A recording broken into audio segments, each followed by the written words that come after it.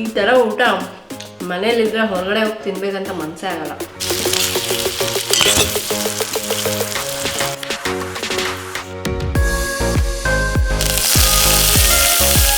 ಬರೀ 30 ಮಿನಿಟ್ಸಲ್ಲೇ ಈ ಮೀಲ್ನ ಪ್ರಿಪೇರ್ ಮಾಡ್ಬೋದು.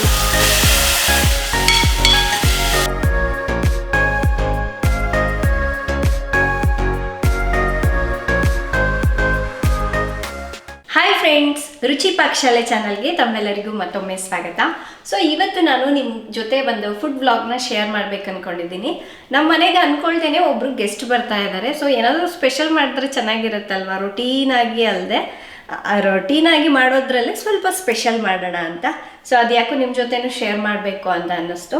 ಸೊ ಇವತ್ತು ನಾನು ನಮ್ಮ ಮನೇಲಿ ಅಂದರೆ ಫ್ರಿಜ್ನಲ್ಲಿ ಏನಿದೆಯೋ ಜೊತೆಗೆ ಏನೇನು ತರಕಾರಿ ಇದೆಯೋ ಅದನ್ನು ಬಳಸಿಬಿಟ್ಟು ಒಂದು ಸಿಂಪಲ್ ಮೀಲ್ನ ಶೇರ್ ಮಾಡ್ತೀನಿ. ಆ್ಯಂಡ್ ಇದು ಬಂದ್ಬಿಟ್ಟು ಬೇಬಿ ಪೊಟ್ಯಾಟೋಸು. ಸೊ ಇದರಿಂದ ಒಂದು ಮಸಾಲೆ ಫ್ರೈ ಮಾಡೋಣ ಅಂತ.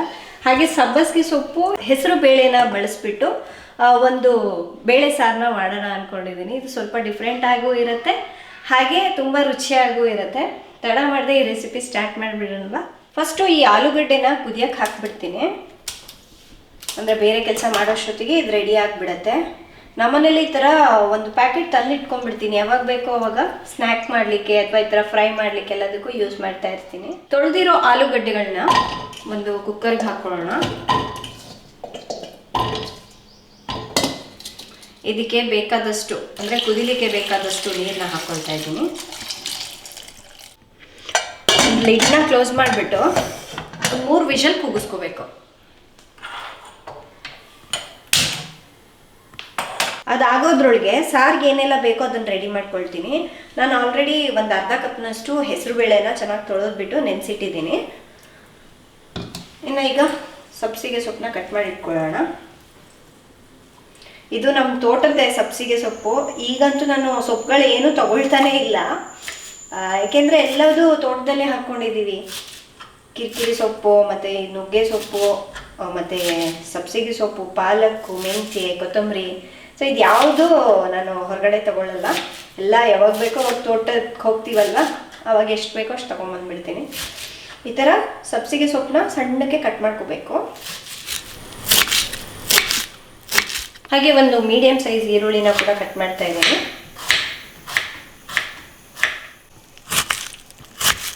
ಇದನ್ನು ಈ ಥರ ಸಣ್ಣ ಕಟ್ ಮಾಡಬೇಕು.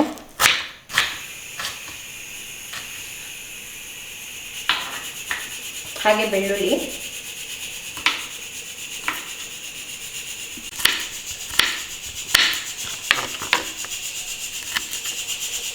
ಒಂದು ದೊಡ್ಡ ಟೊಮೆಟೊ ತೊಗೊಂಡಿದ್ದೀನಿ. ಇದನ್ನು ಕೂಡ ಸಣ್ಣ ಕಟ್ ಮಾಡಬೇಕು.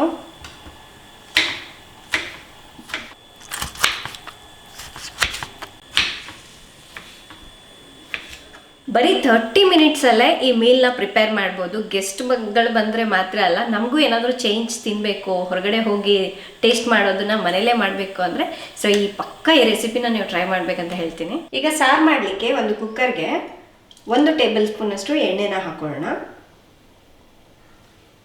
ಎಣ್ಣೆ ಕಾದ್ಮೇಲೆ ಒಂದು ಅರ್ಧ ಚಮಚದಷ್ಟು ಸಾಸಿವೆ, ಅರ್ಧ ಚಮಚದಷ್ಟು ಜೀರಿಗೆ, ಒಂದು ಒಣಗಿದ ಮೆಣಸಿನ್ಕಾಯಿ, ಕಟ್ ಮಾಡಿರುವಂತಹ ಬೆಳ್ಳುಳ್ಳಿ, ಒಂದು ಸ್ವಲ್ಪ ಕರಿಬೇವಿನ ಸೊಪ್ಪು,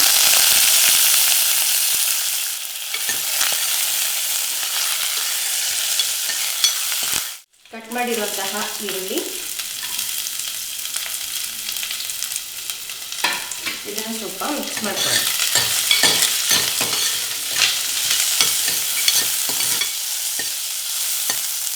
ಒಂದು ಟೊಮೆಟೊ ಕಟ್ ಮಾಡ್ಕೊಂಡಿದ್ವಲ್ವ ಅದನ್ನು ಕೂಡ ಹಾಕೋಣ.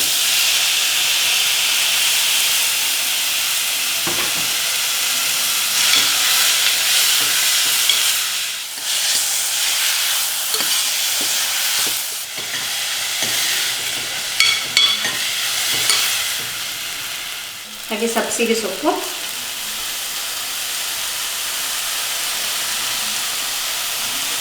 ನೆನೆಸಿಟ್ಕೊಂಡಿರೋಂಥ ಹೆಸರು ಬೇಳೆ,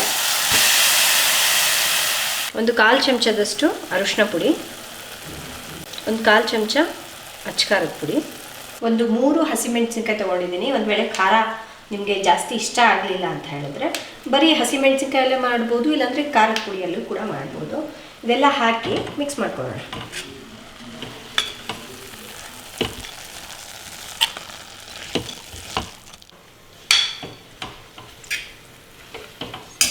ಮಿಕ್ಸ್ ಮಾಡ್ಕೊಂಡ್ಬಿಟ್ಟು ಲಾಸ್ಟಿಗೆ ರುಚಿಗೆ ತಕ್ಕಷ್ಟು ಉಪ್ಪು, ಇದಕ್ಕೆ ಬೇಕಾದಷ್ಟು ನೀರನ್ನ ಹಾಕೊಳ್ಳೋಣ. ನಾನು ಬೇಳೆ ನೆನೆಸಿಟ್ಟಿರೋ ನೀರನ್ನೇ ಹಾಕ್ತಾ ಇದ್ದೀನಿ.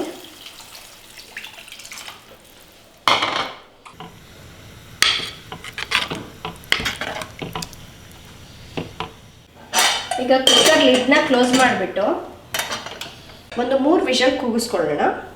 ಫ್ರೆಂಡ್ಸ್, ಇನ್ನೇನು ಆಲೂಗಡ್ಡೆ ಕೂಡ ಬೆಂದಿದೆ. ಇದು ಆಗೋಷ್ಟೊತ್ತಿಗೆ ಇದನ್ನು ಸುಲ್ದಿ ರೆಡಿ ಮಾಡಿ ಇಟ್ಕೊಳ್ಳೋಣ. ಇದು ಪುಟ್ಟದಲ್ವಾ ಆಲೂಗಡ್ಡೆ, ಬಿಡಿಸ್ಲಿಕ್ಕೆ ಸ್ವಲ್ಪ ಟೈಮ್ ಬೇಕಾಗತ್ತೆ. ಬಟ್ ಏನಪ್ಪ, ರುಚಿಯಾಗಿ ಮಾಡ್ಕೊಳ್ಬೇಕು ಅಂದರೆ ಮಾಡಲೇಬೇಕು. ಫ್ರೆಂಡ್ಸ್, ಆಲೂಗಡ್ಡೆ ಎಲ್ಲ ಸುಲ್ದಿ ರೆಡಿ ಮಾಡಿ ಇಟ್ಕೊಂಡಿದ್ದೀನಿ. ಈಗ ಇದಕ್ಕೆ ಮಸಾಲೆನ ರೆಡಿ ಮಾಡ್ಕೊಳ್ಳೋಣ.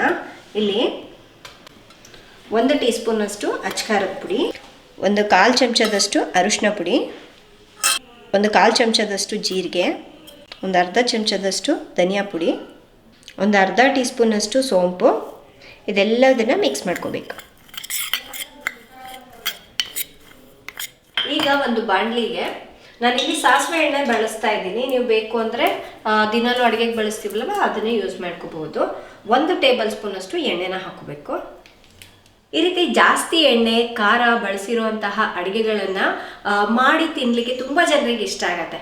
ಆದರೆ ಕೆಲವು ಜನರಿಗೆ ಎದೆ ಉರಿ, ಅಸಿಡಿಟಿ, ಗ್ಯಾಸ್ಟ್ರಿಕ್, ಅಜೀರ್ಣತೆ, ಹೊಟ್ಟೆ ಉಬ್ಬರ ಮತ್ತು ಹುಳಿತೇಗು ಇಂತಹ ಸಮಸ್ಯೆಗಳು ಕಂಡು ಬರ್ತಾ ಇರುತ್ತೆ. ಯಾವುದೇ ಆಗಲಿ ಲಿಮಿಟಲ್ಲಿ ತಗೊಂಡ್ರೆ ಏನೂ ಆಗೋದಿಲ್ಲ, ಅತಿಯಾದ್ರೆ ಸಮಸ್ಯೆಗಳು ಕಂಡು ಬರುತ್ತೆ. ಎಷ್ಟೋ ಸಮಸ್ಯೆಗಳು ಹೊಟ್ಟೆಯಿಂದಲೇ ಶುರುವಾಗೋದಲ್ವಾ. ನಾವು ಇಷ್ಟಪಟ್ಟು ತಿನ್ನೋದು ಓಕೆ, ಅದರ ಜೊತೆಗೆ ನಮ್ಮ ಆರೋಗ್ಯವನ್ನು ಕೂಡ ಕಾಪಾಡ್ಕೋಬೇಕಲ್ವಾ. ಕೆಲವೊಬ್ಬರಿಗೆ ಕೆಲವೊಂದು ಟ್ಯಾಬ್ಲೆಟ್ಸ್ ತಗೊಂಡ್ರು ಕೂಡ ಅಸಿಡಿಟಿ, ಗ್ಯಾಸ್ಟ್ರಿಕ್ ಸಮಸ್ಯೆ ಕಂಡು ಬರುವುದು ನೋಡ್ತಾ ಇರ್ತೀವಿ. ಸೊ ಇದೇ ಸಮಸ್ಯೆ ನಿಮ್ಗೂ ಇದ್ರೂ ಕೂಡ ಭಯ ಬೇಡ. ಯಾಕೆ ಅಂದ್ರೆ ನೀವು ಅಮೃತ್ ಅವರ ಈ ಗ್ಯಾಸ್ಟ್ರಿನ್ ಲಿಕ್ವಿಡ್ ಅನ್ನ ಬಳಸಿ. ಇದು ಆಯುರ್ವೇದಿಕ್ ಪ್ರಾಡಕ್ಟ್, ಹಾಗೆ ಆಯುಷ್ ಸರ್ಟಿಫೈಡ್ ಆಗಿದೆ.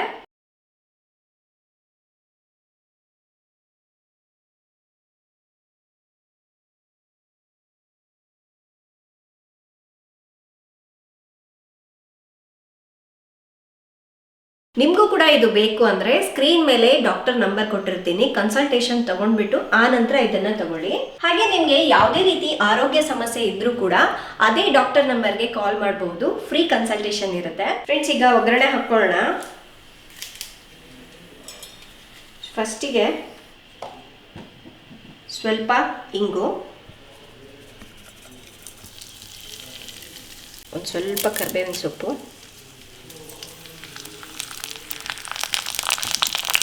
ಒಂದು ಒಣಗಿದ ಮೆಣಸಿನ್ಕಾಯಿನ ಹಾಕ್ಕೊಳ್ತಾ ಇದ್ದೀನಿ. ಈಗ ನಾವು ರೆಡಿ ಮಾಡ್ಕೊಂಡಿದ್ವಲ್ವ ಈ ಮಸಾಲೆನ, ಇದನ್ನ ಎಣ್ಣೆಗೆ ಹಾಕ್ಕೊಳ್ಳೋಣ. ಇದನ್ನು ಕೂಡ ಮಿಕ್ಸ್ ಮಾಡಬೇಕು. ಮಿಕ್ಸ್ ಮಾಡಿದ ತಕ್ಷಣವೇ ನಾವು ಸಿಪ್ಪೆ ಬಿಡಿಸಿರುವಂತಹ ಆಲೂಗಡ್ಡೆನ ಹಾಕ್ಕೊಳ್ಳೋಣ.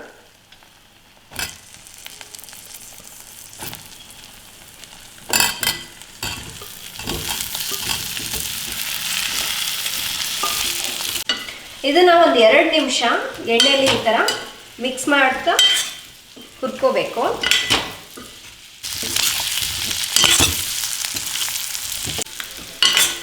ಫ್ರೆಂಡ್ಸ್, ಈಗ ಇದನ್ನು ಹುರ್ಕೊಂಡಾಗಿದೆ ಸ್ವಲ್ಪ. ಈಗ ಇದಕ್ಕೆ 1 ಟೀ ಸ್ಪೂನಷ್ಟು ಆಮ್ಚೂರ್ ಪೌಡರ್ ಅಂದರೆ ಡ್ರೈ ಮ್ಯಾಂಗೋ ಪೌಡರ್ ಇದನ್ನು ಹಾಕ್ಕೊಳ್ಳೋಣ. ಸ್ವಲ್ಪ ಹುಳಿ ಹುಳಿ ಆಗಿದ್ರೆ ರುಚಿಯಾಗಿರುತ್ತೆ. ನಿಂಬೆ ರಸನೂ ಹಾಕ್ಬೋದು, ಬಟ್ ಏನಂದರೆ ಸ್ವಲ್ಪ ನೀರು ಬಿಟ್ಬಿಡುತ್ತೆ, ಹಾಗಾಗಿ ಇದನ್ನು ಯೂಸ್ ಮಾಡಿದ್ದೀನಿ. ರುಚಿಗೆ ತಕ್ಕಷ್ಟು ಉಪ್ಪು ಹಾಕಿಲ್ಲಲ್ಲ ನಾವು, ಅದಕ್ಕಾಗಿ ಈಗ ಲಾಸ್ಟಿಗೆ ಹಾಕ್ತಾ ಇದ್ದೀನಿ.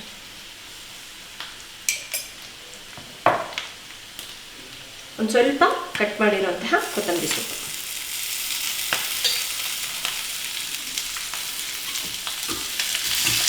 ಮಿಕ್ಸ್ ಮಾಡ್ಕೊಂಡ್ಬಿಡೋಣ.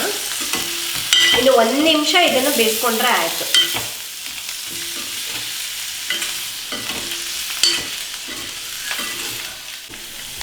ಫ್ರೆಂಡ್ಸ್, ನೋಡಿ ಎಷ್ಟು ಸೂಪರಾಗಿ ಬಂದಿದೆ ಅಂತ. ಸೊ ನೀವು ಅನ್ನ ಸಾರು ಜೊತೆ ಅಥವಾ ಚಪಾತಿ ಜೊತೆನೂ ಸರ್ವ್ ಮಾಡ್ಬೋದು, ತುಂಬ ಚೆನ್ನಾಗಿರುತ್ತೆ ಇದು. ಈಗ ಇದಾಗಿದೆ, ಸ್ಟವ್ನ ಆಫ್ ಮಾಡ್ಕೊಂಡ್ಬಿಡೋಣ. ಫ್ರೆಂಡ್ಸ್, ಇನ್ನೇನು ಕುಕ್ಕರ್ ಪ್ರೆಷರ್ ಕೂಡ ಹೋಗಿದೆ ಸಾರಿಂದು. ಇದನ್ನು ಕೂಡ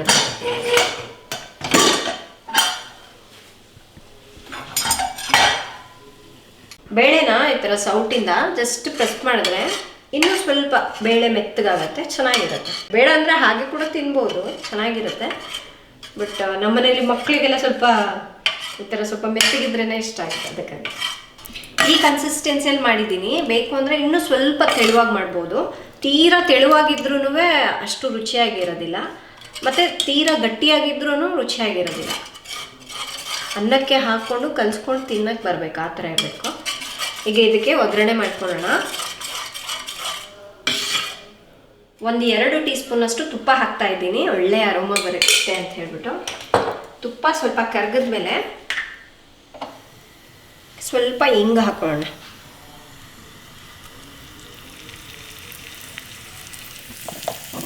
ಒಂದು 1/4 ಚಮಚದಷ್ಟು ಅಚ್ಕಾರದ ಪುಡಿ, ಇದನ್ನು ಹಾಕಿ ಮಿಕ್ಸ್ ಮಾಡ್ಕೊಳ್ಳೋಣ. ಈಗ ಈ ಸಾರಿಗೆ ಹಾಕ್ಕೋಬೇಕು.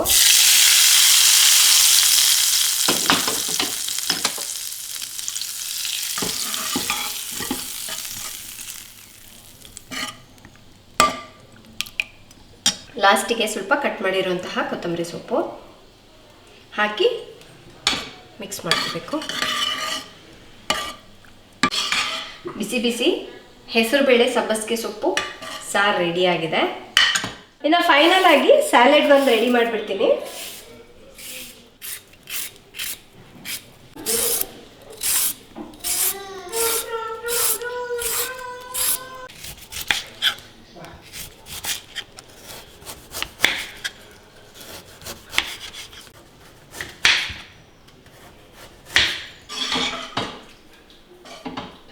ಫ್ರೆಂಡ್ಸ್, ನಾನೀಗ ಸರ್ವ್ ಮಾಡ್ತಾ ಇದ್ದೀನಿ. ಅವ್ರು ಬರೋಷ್ಟೊತ್ತಿಗೆ ನಾನು ಊಟ ಮಾಡಿಕೊಂಡ್ರೆ ಮಕ್ಕಳು ನೋಡ್ಕೋಬೋದು, ಅದಕ್ಕಾಗಿ ಫಸ್ಟ್ ನಾನು ಊಟ ಮಾಡಿಬಿಡ್ತೀನಿ. ಅನ್ನ ಅಂತೂ ಆಲ್ರೆಡಿ ರೆಡಿ ಮಾಡಿ ಇಟ್ಟಿದ್ದೀನಿ ನಾನು. ಫಸ್ಟ್ ಅನ್ನ,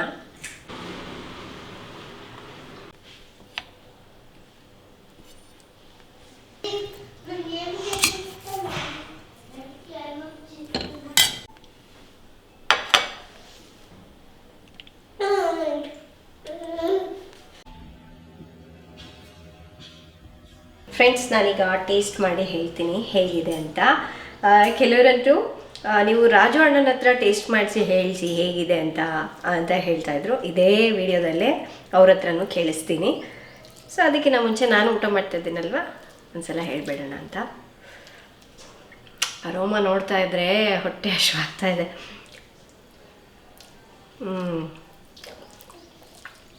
ಸಕ್ಕತ್ತಾಗಿದೆ ಫ್ರೆಂಡ್ಸ್.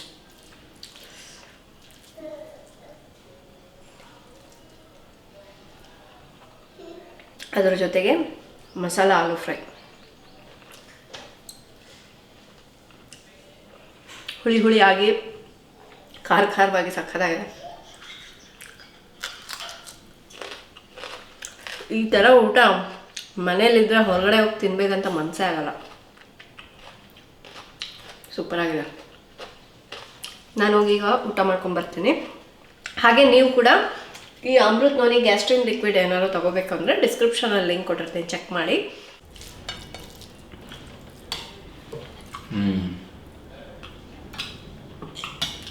ಇದರಲ್ಲಿ ಬೇಳೆ ಮತ್ತು ಅದು ದಿಲ್ ಲೀವ್ಸ್ ಇದೆಯಲ್ಲ, ಅದು ಅರೋಮಾ ಅಂತೂ ಸೂಪರ್ ಇದೆ. ಟೇಸ್ಟ್ ನೋಡಿದ್ರೆ ಒಂಥರ ಬೇಳೆ ಸಾರು ಯಾವುದೇ ಇಲ್ಲ, ಒಂಥರ ಡಿಫ್ರೆಂಟ್ ಟೇಸ್ಟ್ ಇದೆ, ತುಂಬ ಚೆನ್ನಾಗಿದೆ. ಅದ್ರ ಜೊತೆಗೆ ಇದು ಕಾಂಬಿನೇಷನ್. ಇದು ಸ್ವಲ್ಪ ಹುಳಿಯಾಗಿ ಒಂಥರ ಚಾಟ್ ತಿನ್ನಂಗೆ, ಇದಕ್ಕೂ ಕಾಂಬಿನೇಷನ್ ಅಂತೂ ಸೂಪರ್, ತುಂಬ ಚೆನ್ನಾಗಿದೆ. ಸೊ ಇವತ್ತಿನ ಈ ಸಿಂಪಲ್ ಮೀಲ್ ರೆಸಿಪಿ ತಮ್ಮೆಲ್ಲರಿಗೂ ಇಷ್ಟ ಆಗಿದೆ ಅಂದ್ಕೊಳ್ತಾ ಇದ್ದೀನಿ. ಸೊ ಇದೇ ರೀತಿಯಾಗಿ ಇನ್ನೂ ಒಳ್ಳೆ ಫುಡ್ ವ್ಲಾಗ್ಸ್ ಬರ್ತಾ ಇರುತ್ತೆ, ಮಿಸ್ ಮಾಡದೆ ನೋಡ್ತಾ ಇರಿ. ಈ ರೆಸಿಪಿ ಇಷ್ಟ ಆಯಿತು ಅಂದರೆ ಪ್ಲೀಸ್ ಒಂದು ಲೈಕ್ ಕೊಡೋದನ್ನ ಮರಿಬೇಡಿ. ಹಾಗೆ ನಿಮ್ಮ ಫ್ರೆಂಡ್ಸ್ಗೆ, ಫ್ಯಾಮಿಲಿ ಮೆಂಬರ್ಸ್ಗೂ ಈ ರೆಸಿಪಿನ ಶೇರ್ ಮಾಡಿ. ನಾಳೆ ಇನ್ನೊಂದು ಹೊಸ ರೆಸಿಪಿಯೊಂದಿಗೆ ಮತ್ತೆ ಸಿಗ್ತೀನಿ. ಅಲ್ಲಿವರೆಗೂ ಟೇಕ್ ಕೇರ್, ಬಾಯ್.